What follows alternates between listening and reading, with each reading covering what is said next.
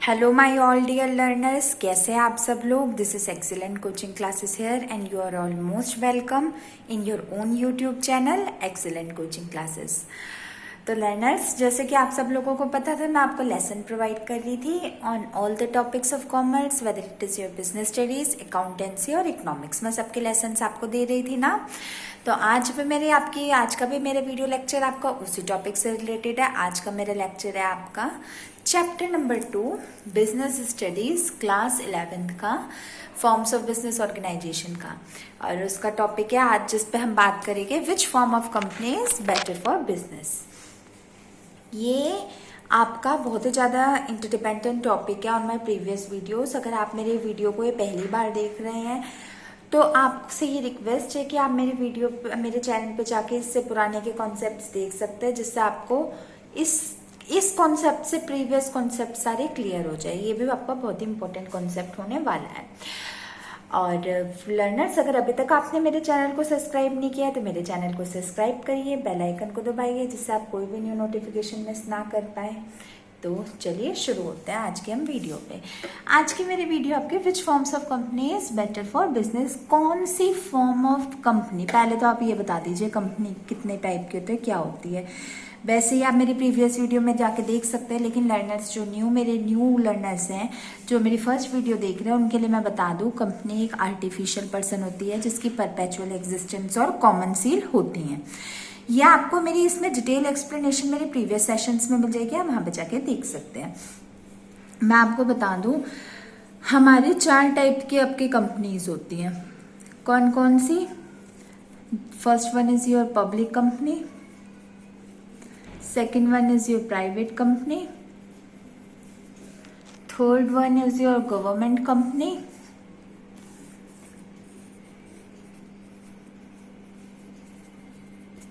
and your fourth one is your MNC या multinational company, या हो जाएगी आपकी इंटरनेशनल कंपनी। ओके लर्नर्स, ये 4 टाइप की आपकी कंपनीज होती है। लेकिन आपकी जो 11th का करंट सिलेबस है, उस सिलेबस के अकॉर्डिंग आपके यहाँ पे अभी के लिए 2 कंपनीज इंक्लूडेड है आपके सिलेबस में, पब्लिक और private company. What is your government company and MNC company, मैं आपको थॉरली बता दूंगी अपने अगले लेसन्स में, बट आपको करने की जरूरत बिल्कुल भी नहीं है। इसका रीजन ये है क्योंकि ये आपके सिलेबस में इंक्लूडेड नहीं है। ओके लर्नर्स, तो ये हमारी पब्लिक और प्राइवेट 2 टाइप की आपकी कंपनी होती है, जिसके बारे में डिटेल में मैंने आपको बता रखा है। मैंने आपको इन दोनों के मीनिंग बता रखे हैं, इनकी डेफिनेशन बता रखी है, इसके स्कोप बता रखा है, इनकी यूटिलिटी बता रखी है आपको, प्लस इनका डिटेल्ड आपको डिफरेंस भी कल की वीडियो में बताया था। आप वहाँ पे इसे जाके लर्नर्स देख सकते हैं जो न्यू है। तो आज मैं आपको बात करूंगी कि कौन सी फॉर्म ऑफ कंपनी बेटर होती है और किस बिजनेस के लिए बेटर होती है। Which form of company is better for which business. तो ये हम देख लेते हैं। ये जानना बहुत जरूरी होगा आप सब लोगों के लिए कि आपको, अगर आप अपना बिजनेस कर रहे हो तो कौन सी कंपनी आपके लिए बेटर है, which one is better for you. ये आपके लिए जानना बहुत ही ज्यादा जरूरी होगा। तो हम देखते हैं। पहले मैं एक आपको ऐसे लिखेंगे हम, प्राइवेट कंपनी, प्राइवेट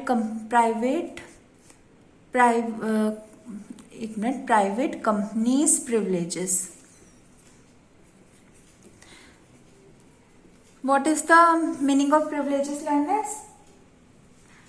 प्रिविलेजेस का मतलब होता है बेनिफिट्स। क्या बेनिफिट्स होते हैं आपके प्राइवेट कंपनी के और किस बिजनेस के लिए होते हैं, and which business is suited for it. मतलब कौन सी आपकी क्या क्या फायदे होते हैं प्राइवेट कंपनी के और कौन से बिजनेस इसमें सूट करते हैं। और फिर सेकंड यहाँ पे हम देख लेंगे पब्लिक कंपनीज प्रिविलेजेस और विच बिजनेस इट सूट्स।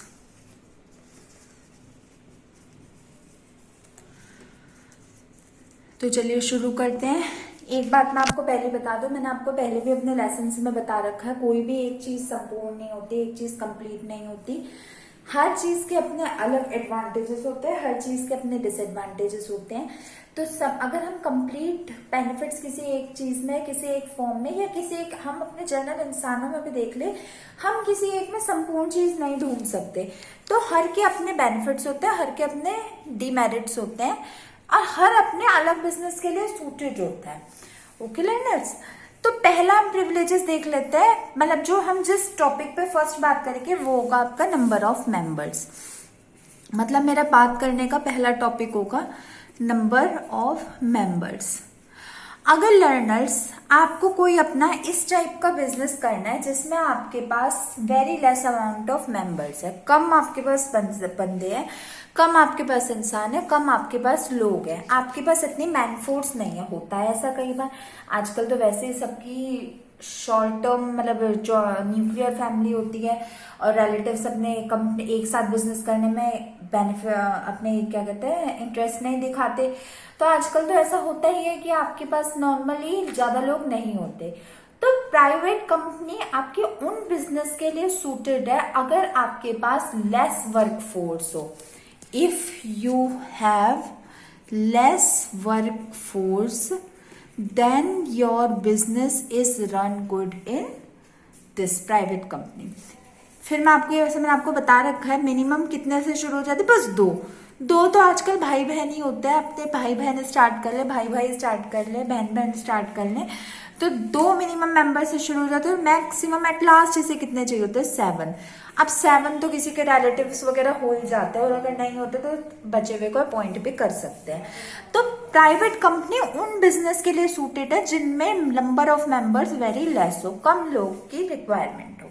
और अगर हम पब्लिक कंपनी देखें, अगर आपके पास बहुत अच्छे अच्छे लोग हैं, बहुत अच्छी इंटेलिजेंट स्किल्ड वर्क फोर्स है, आपके पास किसी चीज की आपके पास कमी नहीं है, आपके पास लोग भी हैं, वो देखो लोग होना सब कुछ नहीं होता। आजकल अगर हम इस श्रेणियों में देखिए तो कितने ज्यादा जो आपके लेबर्स हैं, मजदूर हैं, वो कितने ज्यादा दुखी हैं। अब आप मुझे एक बात बताइए, इनका प्राइम मोटिव क्या है, प्राइम क्या रीजन है जिसकी वजह से दुखी है। सपोज करो इनके पास पैसा होता है, ये पॉवर्टी कंडीशन में ना होते, इनकी एडुकेशन अच्छी होती, इन्हें एडुकेशन प्रोवाइड हुई होती, ये भी स्किल्ड बनते, और स्किल्ड बनते तो ये अपना कुछ काम कर सकते थे। आज उनकी ये कंडीशन ना होती जो उनकी कंडीशन है। तो एक लोगों का होना और एक स्किल्ड लोगों के होने में बहुत डिफरेंस होता है। आप आगे जाके आपने मतलब पहले भी पढ़ा होगा आपने 9th की इकोनॉमिक्स में, लेबर्स हेडिंग में जो फैक्टर्स ऑफ प्रोडक्शन आपका चैप्टर नंबर 1 था, आपका the story of village Palampur था, उसमें आपके फैक्टर्स ऑफ प्रोडक्शन थे, 4 फैक्टर्स ऑफ प्रोडक्शन थे। तो लेबर में 2 टाइप के लेबर होते हैं, स्किल्ड लेबर और अनस्किल्ड लेबर। तो सिर्फ लोगों का होना ही कंपलसरी बात नहीं होती कि आपका बिजनेस अच्छे से चल सकता है या आप चला सकते हो। वो लोग जो स्किल्ड हो उनका होना बहुत इंपॉर्टेंट होता है। तो पब्लिक कंपनी आपकी उन बिजनेसेस के लिए सुटेबल होती है अगर आपके पास लोग भी हैं और वो लोग आपके स्किल्ड भी हैं। ध्यान से सुनना मेरी बात को लर्नर्स, अगर अब वो आपके पास पीपल भी है, वर्कफोर्स भी है, और वो वर्कफोर्स आपकी स्किल्ड है, आपके काम की है। या कभी ऐसा हो सकता है आपको कंपनी खोलनी है, सपोज करो आयरन एंड स्टील की, और आपके पास जो वर्कफोर्स आपको मिल रहा है वो कॉटन एंड टेक्सटाइल की रिलेटेड है, तो आपके लिए तो उसका कोई फायदा नहीं होगा ना। तो वो लोग जो आपके बिजनेस से रिलेटेड हो और ज्यादा अमाउंट में हो और स्किल्ड हो, अगर ऐसी कंडीशन आपके पास है तो आपके लिए पब्लिक कंपनी बहुत सुटेबल होगी। फिर भी मैं आपको बता दूं, इसमें आपके अगर more work force, more skilled work force अगर आपके पास है तो ये आपके बिजनेस अच्छे से कर सकते हैं। ये मिनिमम कितने से स्टार्ट हो जाती है, मैंने आपको पहले भी बताया था, इसमें मिनिमम आपके 7 लोग होने चाहिए और मैक्सिमम कितने होने चाहिए, नो लिमिट, कोई लिमिट नहीं है, कितने भी आपके मैक्सिमम मेंबर्स हो सकते हैं। ओके लर्नर्स, एक चीज और लर्नर्स, मैंने आपको ये बात गलत बता दी, यहाँ पे मैक्सिमम 7 नहीं होते, प्राइवेट कंपनी में मैक्सिमम 50 होते हैं मेंबर्स। तो आप ये याद रखना 2 और 50 होता है और इसमें 7 और नो लिमिट होते हैं। ये हल्के से कंफ्यूजन हो गई होगी आपको इस चीज में। तो मैक्सिमम 50 होता है, मिनिमम 2 और मैक्सिमम 50, 7 नहीं 50 लोग हो सकते हैं मैक्सिमम, और इसमें मिनिमम 7 और मैक्सिमम आपकी नो लिमिट। ओके लर्नर्स, तो ये आपका सेकंड फर्स्ट पॉइंट आपका क्लियर होता है किस किस बिजनेस के लिए ये सुटेबल होती हैं। फिर सेकंड होता है आपका, जो सेकंड मेरा बेसिस है आपका डिफाइन करवाने का, वो है आपका number of directors. Number of directors. Who is a director learners? Director कौन होते हैं? डायरेक्टर आपके वो पर्सन्स होते हैं जो जिम्मेदारी लेते हैं पूरे काम को डायरेक्ट करने की। जैसे मूवीज के डायरेक्टर होते हैं ना, उनका डायरेक्टर का क्या काम होता है? काम तो सारा आपके अकॉर्डिंग एक्टर एक्ट्रेसेस को करना होता है।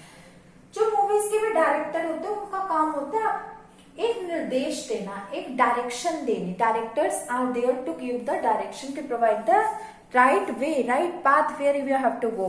डायरेक्टर्स का काम क्या होता है? जैसे आपका ये गैप है, ठीक है, ये सपोज करो वेयर यू आर, आप कहां पे हो, और where you want to go, आप कहां पे हो और आप कहां जाना चाहते हो। इन दोनों के जो बीच का गैप होता है वो बाइंड करता है आपका डायरेक्टर। मतलब आप जहां पे हो और जहां पे आप जाना चाहते हो वो किस तरीके से आप जाओगे वहां तक, उस गैप को, उस तरीके को बताते हैं हमारे रेस्पेक्टेड डायरेक्टर्स। तो डायरेक्टर्स का काम क्या होता है? डायरेक्टर्स का काम होता है डायरेक्शन देना। किस तरह की डायरेक्शन देना? इस तरह की डायरेक्शन देना कि जिससे पता चल जाए कि आप कहाँ पे हो, आप कहाँ जाना चाहते हो, आपका अल्टीमेट गोल, आपका अल्टीमेट डेस्टिनेशन कहाँ है। अब देखो, अगर आपके पास, हम अपनी प्राइवेट कंपनी में देखें, अगर आपके पास ओनली 2 डायरेक्टर्स हैं, ओनली 2 डायरेक्टर्स, 2 ही कोई ऐसे लोग हैं आपके पास जो आप अपना बिजनेस जिनसे डायरेक्ट करवा सकते हो, जिनके अकॉर्डिंग आप ये बता सकते हो कि आपका बिजनेस किस तरीके से चले। If you have only 2 numbers of director तो आप अपना प्राइवेट कंपनी खोल सकते हो। और अगर आपके पास 3 या अगर आपके पास इस पब्लिक कंपनी में 3 डायरेक्टर्स हो तो आप अपना बिजनेस खोल सकते हो। मीन्स इसमें मिनिमम नंबर ऑफ डायरेक्टर्स आपके 3 होने चाहिए और प्राइवेट सेक्टर में 2 होने चाहिए।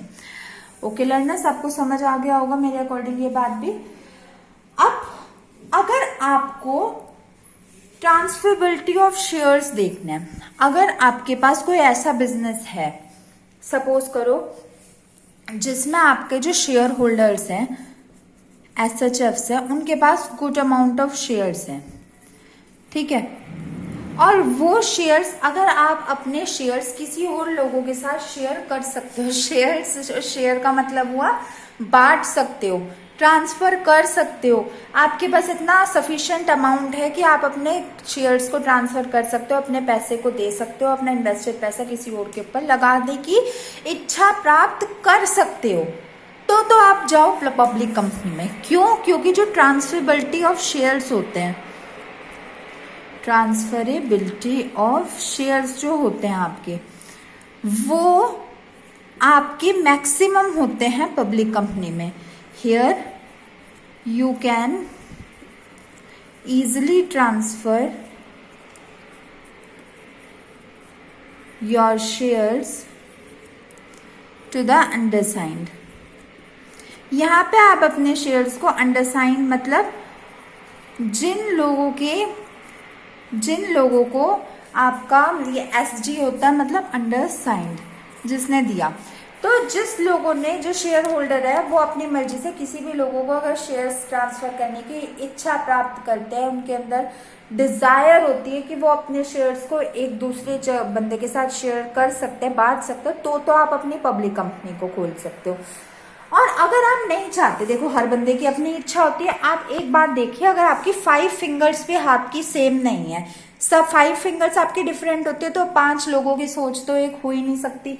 अगर कोई ऐसी कंपनी है जिसमें यू डोंट वांट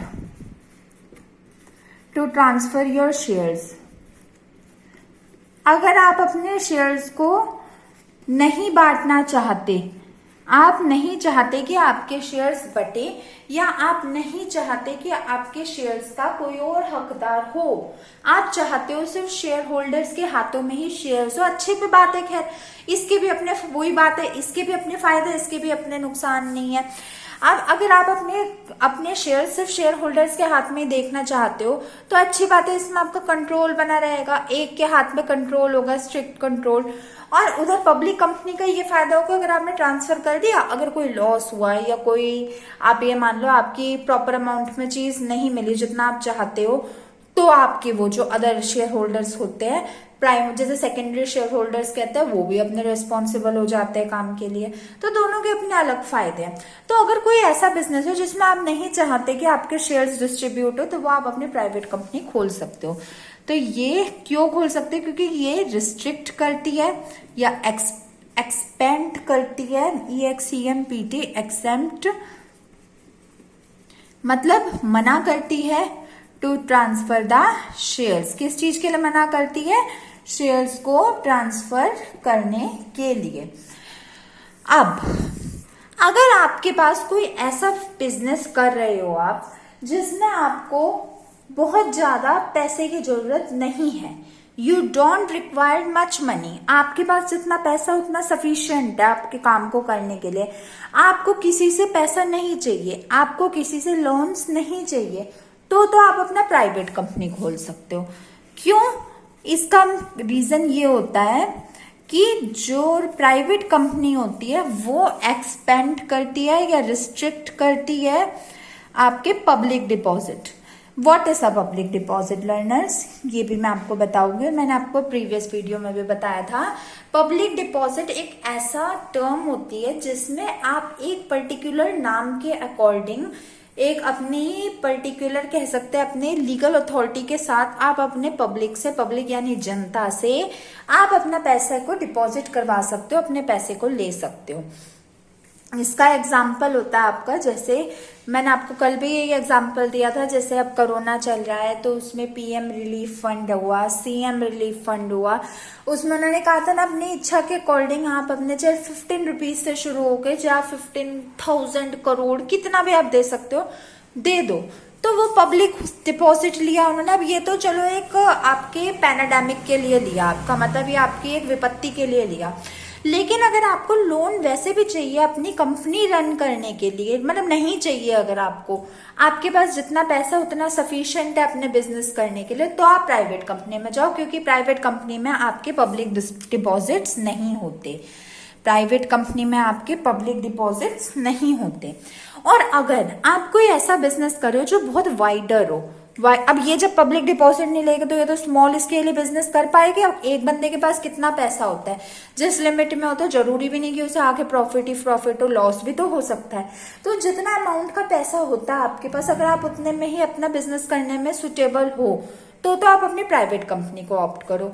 और अगर आप अपनी पब्लिक कंपनी ऑप्ट करते हो, या आप सोचते हो पब्लिक कंपनी खोलने को, या आपको कोई ऐसी कंपनी खोलनी है जिसका वाइडर रीच हो, वाइडर रीच मतलब ज्यादा उसका स्कोप हो, ज्यादा बड़ी हो, वो इकट्ठी ज्यादा चीजों को कंसीडर करे, तो आप पब्लिक कंपनी खोल सकते हो। क्यों? क्योंकि ये पब्लिक डिपॉजिट अलाउ करती है, public deposits are allowed in it. इस केस में आपके पब्लिक डिपॉजिट अलाउ होते हैं, तो आप अपनी पब्लिक कंपनी खोल सकते हैं इस केस में। ओके लर्नर्स, फिर नेक्स्ट पॉइंट इसका हमारा आ जाता है expansion of issue of prospectus. अब कल ये मैंने आपको थोड़ा बहुत बता दिया था प्रोस्पेक्टस क्या होता है, और अपने अपकमिंग वीडियो में मैं प्रोस्पेक्टस के बारे में इसकी डिटेल सारी बताऊंगी। फिर भी मैं आपको आज एक थोड़ा सा बता देती हूँ प्रोस्पेक्टस क्या होता है। प्रोस्पेक्टस आपका एक वो डॉक्यूमेंट होता है जो आपके कैंपस के लिए, आपकी कंपनी के बारे में, आपके बिजनेस के बारे में आपकी सारी क्वालिटीज बताता है। मतलब अगर एक बाहर का बंदा आए और आके वो आपकी कंपनी को ऑप्ट करना चाहे, तो ऐसी क्या खासियत है कि वो आपकी कंपनी में ही आए। आपके जैसे कितनी कंपनीज और होगी, वो वहां पे ना जाके आपकी कंपनी में, कुछ तो बेनिफिट होना चाहिए ना, तो वो प्रोस्पेक्टस में दिखाता है। अब इसमें ऐसा है कि देखो प्राइवेट कंपनी में जब मेंबर्स ही 2 से लेकर 50 होते हैं, फिर मैं बता रही हूँ लर्नर्स ये 50 है, 57 नहीं है। तो मैक्सिमम नंबर, अगर आपके 2 से 50 तक ही मेंबर्स होते हैं और 50 अगर सपोज करो फुल हो गई आपकी सीट्स, आपको मेंबर्स चाहिए नहीं, तो क्या जरूरत है आपको प्रोस्पेक्टस निकालने की? कोई जरूरत नहीं है। क्यों? क्योंकि आपको तो प्रोस्पेक्टस तो वही लोग निकालते हैं ना जिन्हें अपनी कंपनी की तारीफ करनी होती है, जिन्हें और लोगों को अट्रैक्ट करना होता है अपनी तरफ। जब इनके पास इतने कम मेंबर्स होते हैं और इनकी सीट्स फुल हो जाती है, तो इन्हें तो जरूरत ही नहीं होती कि अपने हमारी कंपनी की तारीफों को कोई बाहर वाला देखे। तो इसी रीजन की वजह से दे restrict to issue prospectus। मतलब अगर कोई ऐसी कंपनी है जिसमें कोई ऐसा बिजनेस है जिसमें आपके पास आपको किसी की तारीफ की कोई जरूरत ही नहीं है, आप अपने में सफिशिएंट हो, आपको किसी और मेंबर्स को लाने की जरूरत नहीं है, तो आप अपनी पब्लिक प्राइवेट कंपनी खोल सकते हो। और आपका कोई अगर ऐसा बिजनेस है जिसमें आपको they need to issue prospectus, मैंने पहले आपको ये बता दिया पब्लिक कंपनी में प्रोस्पेक्टस होता है। क्यों होता है पब्लिक कंपनी में प्रोस्पेक्टस? उसका मेन रीजन ये होता है लर्नर्स, क्योंकि इनकी मैक्सिमम नो लिमिट होती है या एक लिमिट होती है जितना आपने कैपिटल पे किया उस अकॉर्डिंग, बट आप यही मानो नो लिमिट होती है। तो इनको तो और लोगों को चाहिए होता है कि लोग अट्रैक्ट और हमारी तरफ आए, तो इसलिए ये अपने प्रोस्पेक्टस को इशू करते। तो अगर आपका कोई इस टाइप का बिजनेस है जिसमें आपको लोगों की जरूरत है, तो आप अपनी पब्लिक कंपनी खोल सकते हो। Okay learners, so that's all for today. आज की वीडियो लेक्चर्स में आपने सीखा कि कौन सी कंपनी बेटर होती है और किस बिजनेस के लिए बेटर होती है। आपने ये समझ लिया प्राइवेट कंपनी अगर आप खोलोगे तो वो किस चीज के लिए बेनिफिशियल होती है, और पब्लिक कंपनी अगर आप खोलोगे तो वो किस चीज के लिए बेनिफिशियल होती है। तो ओके लर्नर्स, होपफुली सो आपको ये डिफरेंस और ये आपको इसके फायदे समझ आ गए होंगे। अगर आपको मेरी वीडियो पसंद आई तो मेरी वीडियो को लाइक करिए, मेरे चैनल को सब्सक्राइब करिए और बेल आइकन दबाना बिल्कुल ना भूलिए, जिससे आप कोई भी न्यू नोटिफिकेशन मिस ना कर पाए। मेरी इन वीडियो को अपने जैसे ज्यादा से ज्यादा बच्चों के साथ शेयर कीजिए, जिससे ये मोस्ट डिफिकल्ट कॉन्सेप्ट हर एक बच्चे का क्लियर हो जाए। ओके लर्नर्स, मैं आपसे मिलूंगी नेक्स्ट वीडियो में very very soon. Till then good bye and stay tuned and thanks for watching my videos.